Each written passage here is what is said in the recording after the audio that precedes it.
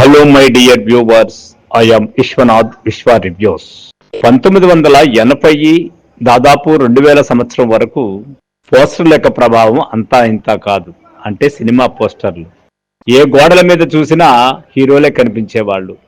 ఏ గోడల మీద చూసినా రెండో వారం, మూడో వారము, 50 రోజులు, 100 రోజులు, 175 రోజులు ఇలా డిజైన్లతో వాల్ పోస్టర్లు కనిపిస్తూ ఉంటే అప్పటి కుర్రకారు వాటిని అలా చూస్తూ కాలేజీలకి, స్కూళ్ళకి వెళ్లకుండా అలాగే తెరిపారు చూస్తూ మళ్ళీ సినిమా థియేటర్ల వైపు ప్రయాణించినటువంటి రోజులవి. అయితే రాను రాను డిజిటల్ యుగం వచ్చిన తర్వాత పోస్టర్ సంస్కృతి వెళ్ళిపోయి కేవలం యూట్యూబుల్లోనూ ఆన్లైన్లోనూ చూసి సినిమాలకు పోయే పరిస్థితి వచ్చేసింది. ఎవడో సినిమా మీద అవగాహన లేనోడో ఉన్నోడో ఏదో ఒకటి రివ్యూ రాయడము, దాన్ని బట్టి అంచనా వేసుకుని సినిమాలకు వెళ్ళడం అనేది ఇప్పుడు పరిపాటి అయిపోయింది తప్ప ఎవరూ పోస్టర్లు చూసి వెళ్లే పరిస్థితి లేదు.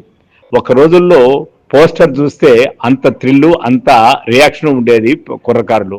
ముఖ్యంగా ఖైదీ లాంటి సినిమాకు దాదాపు 100 అడుగుల కటౌట్ పెట్టినప్పుడు దాన్ని చూస్తూ పిల్లలు దాదాపు అటెండెన్స్ షార్టేజ్ చేసేటువంటి వాళ్ళు కూడా ఎంతో మంది ఉన్నారు. అంటే పోస్టర్లకి అంత వాల్యూ ఉండేది ఆ రోజుల్లో. మరి ఈ పోస్టర్ డిజైన్ చేసేవాళ్ళు కూడా ఒకరు ఉంటారు కదా, ఆ పోస్టర్లు డిజైన్ చేయడంలో బాగా పేరు ప్రఖ్యాతులు పొందినటువంటి వాడు ఈశ్వర్. జన్మదిన సందర్భంగా ఈరోజు ఆయన గురించి మన వీడియో కథనం. మన ఈశ్వర్ గారు పశ్చిమ గోదావరి జిల్లా పాలకొల్లులో లోహ శిల్పుల కుటుంబంలో ఫిబ్రవరి 1, 1938లో పుట్టిన ఈశ్వర్ గారు చిన్నతనంలోనే కుటుంబం ఆర్థికంగా చితికిపోవడంతో చాలా ఇబ్బందులు పడవలసి వచ్చింది. స్వతసిద్ధమైన ప్రతిభ ఉన్న కళాకారుడు. చిన్నతనంలోనే ఆయన నాటకాలు రాసి ప్రదర్శించేవారు, రంగాలంకరణ చేసేవారు. పరిషత్ నాటక పోటీల్లో పాల్గొని బహుమతులు గెలుచుకున్నారు. ముందు చదువు కోసం, ఆ తర్వాత బతుకు తెరువు కోసం చిత్రకళను నమ్ముకున్నాక నాటకాలను వదిలేశారు. కానీ ఆ రంగంలో ఆయనకు మంచి భవిష్యత్తు ఉండేది అనిపిస్తుంది.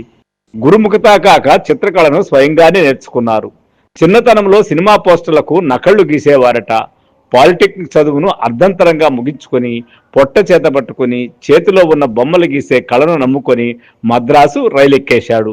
స్టూడియో కేతా అధిపతి కేతా శాంబమూర్తి, సరాగం స్టూడియో గంగాధర్ చేయూతనిచ్చి ఆదరించారు. అంచెలంచెలుగా పెరిగి స్వంత స్టూడియో స్థాపించుకొని 4 భాషల్లో పెద్ద పెద్ద నిర్మాణ సంస్థలకు, నటులకు ప్రీతిపాత్రమైన పబ్లిసిటీ ఆర్టిస్టుగా ఎదిగారు ఈశ్వర్. ఈశ్వర్ జీవితంలో చాలా నాటకీయత ఉంది. ఐశ్వర్యము, దారిద్ర్యము, విఫల ప్రేమ, బంధుమిత్రుల ద్రోహాలు, అవమానాలు వీటన్నిటినీ అధిగమించి సఫలం కావడం, తనను అవమానించే వారిని సైతం ఆదరించడం. ఎండమూరి ఎద్దనపూడిల నవలలా ఉంటుంది ఆయన కథ. బాపు రమణల సాక్షి తెలుగులో ఆయన మొదటి చిత్రం. ఆ డిజైన్లు చూసిన విజయాది నేతలు రామ్ ఔర్ శ్యామ్ చిత్రం ఆయనకి అప్పగించారు. దాని తర్వాత వచ్చిన పాప కోసం చిత్రానికి ఆయన వేసిన డిజైన్లు ఆయనకు చాలా పేరు తీసుకొచ్చాయి. ఈశ్వర్ ప్రస్థానానికి ఇక అడ్డు లేకుండా పోయింది. ఒక సంక్రాంతి రోజున తమిళంలో విడుదలైన 6 పెద్ద హీరోల సినిమాలకు పబ్లిసిటీ డిజైనర్ ఈశ్వరు అంటే ఆయన ఆ రంగంలో ఎంత ఎత్తుకు ఎదిగాడో అర్థమవుతుంది. బాపు గారి దర్శకత్వంలో రూపొందిన సాక్షి సినిమాతో పబ్లిసిటీ ఆర్టిస్టుగా తన ప్రస్థానాన్ని ప్రారంభించారు. ఈ సినిమా కలర్ పోస్టర్స్, లోగోను ఈశ్వర్ రూపొందించారు. నైస్ వర్క్స్ తో పోస్టర్ని రూపకల్పన చేసి తన ప్రత్యేకతను చాటుకున్నారు. తెలుగు, తమిళ, కన్నడ, మలయాళం, హిందీ భాషల్లో 2000కు పైగా చిత్రాలకు పనిచేశారు. Vijaya, AVM, Gemini, Annapurna, Geetha arts, Suresh productions, Vyjayanthi తదితర అగ్ర నిర్మాణ సంస్థలకు ఆయన పబ్లిసిటీ డిజైనర్గా పనిచేశారు. పలు ప్రముఖ నిర్మాణ సంస్థల లోగోలను ఆయనే డిజైన్ చేశారు. దేవుళ్ళు ఆయన పనిచేసిన ఆఖరి చిత్రం. ఈశ్వర్ గారి సహకారంతోనే ఆయన సోదరులు బ్రహ్మం అనుగ్రాఫిక్స్ కోసం తెలుగు ఫాంటులను రూపొందించారు. ఈశ్వర్ రాసిన సినిమా పోస్టర్ పుస్తకానికి ఉత్తమ సినిమా గ్రంథ రచన విభాగంలో 2011లో నంది పురస్కారం లభించింది. చిత్ర పరిశ్రమకు చేసిన సేవలకు గాను 2015లో ఆయన్ని రఘుపతి వెంకయ్య పురస్కారంతో ఆంధ్రప్రదేశ్ ప్రభుత్వం సత్కరించింది. ఆయన భార్య పేరు వరలక్ష్మి. ఈ దంపతులకు 2 కుమారులు, 2 కుమార్తెలు ఉన్నారు. సినిమా పోస్టర్ పుస్తకం అనేది ఆయన రాసినటువంటి ప్రత్యేకమైనది. ఎందుకంటే ఆయన వృత్తిలో ఆయన ఎన్నెన్ని అనుభవాలు చూశాడో, ఎన్నెన్ని క్రియేటివ్ రంగాన్ని తడిమాడో అవన్నీ కూడా ఆ పోస్టర్ పుస్తకంలో కనిపిస్తాయి. సినిమా పోస్టర్ దాదాపు పలు భాషల్లో 2000కు పైగా చిత్రాలకు కుంచెపట్టి పోస్టర్ కళాకారుడిగా పేరు పొందిన ఈశ్వర్ తన గురించి నాటి సినిమా పరిస్థితుల విశేషాలను తెలియజేస్తూ రాసిన పుస్తకం అది. దీనిని సెప్టెంబర్ 18, 2011లో ఫిల్మ్ ఛాంబర్లో డాక్టర్ దాసరి నారాయణరావు ఆవిష్కరించి తొలి ప్రతిని డాక్టర్ డి రామానాయుడుకు అందజేశారు. మలిప్రతిని సీనియర్ జర్నలిస్టు బిఏ రాజు 2000కు కొనుగోలు చేశారు. ఈ పుస్తకంలో ఆయన సాక్షి నుండి దేవుళ్ళ వరకు తన జీవిత సినిమా అనుభవాలను వివరించారు. ఇదో రకంగా పోస్టర్ డిజైనింగ్ విజ్ఞాన సర్వస్వము. ఈ పుస్తకానికి 2012 నంది అవార్డు కూడా లభించింది. 4 దశాబ్దాల పాటు సినిమా పోస్టర్ను డిజైన్ చేసిన ఈశ్వర్ ఇప్పుడు తన జీవితం గురించి, సినిమా పోస్టర్ల గురించి, సినిమా ప్రచారకళ గురించి, చిత్రకళ గురించి ఒక విపులమైన ఆకర్షణీయమైన పుస్తకం రాశారు. విజయవాడలో పుస్తక విక్రేత మిత్రుడు చెప్పిన దాన్ని బట్టి ఈ పుస్తకం 3వ ఎడిషన్ కూడా వచ్చి దాదాపు అమ్ముడైపోయిందట. తెలుగు పుస్తకాలకు మార్కెట్కు లోపమే గాని మార్కెట్ లోపం లేదని మళ్లీ నిరూపించింది ఈ పుస్తకం. ఈ పుస్తకంలో మొదటి భాగం ఈశ్వర్ జీవితం గురించి ఉంది.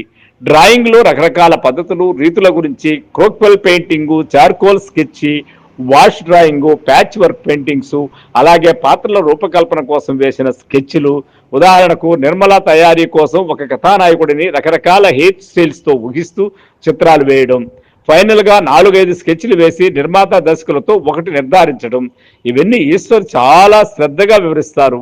మనకు బాలీవుడ్కి, హాలీవుడ్కి పబ్లిసిటీ పద్ధతుల్లో తేడాలు, సినిమా థీమ్ని బట్టి పోస్టర్ ప్రిపేర్ చేయడము, టెక్నాలజీకి అనుగుణంగా పోస్టర్ల తయారీలో వచ్చిన మార్పులు, ఇవన్నీ చదువుతుంటే చాలా ఆసక్తిగా అనిపిస్తుంది.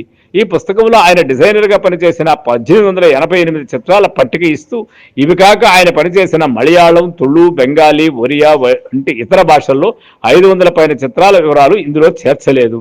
తన 10వ ఏట గాంధీజీ మరణించిన తర్వాత ఆయన వేసిన చిత్రం ఈ పుస్తకంలో ముద్రించారు.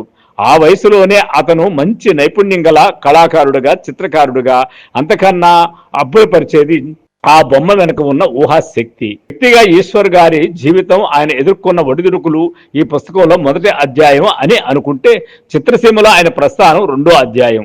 తెలుగు సినిమా చరిత్రలో పబ్లిసిటీ తీరుతెన్నుల గురించి ఆయన వివరణ 3వ అధ్యాయం అవుతుంది.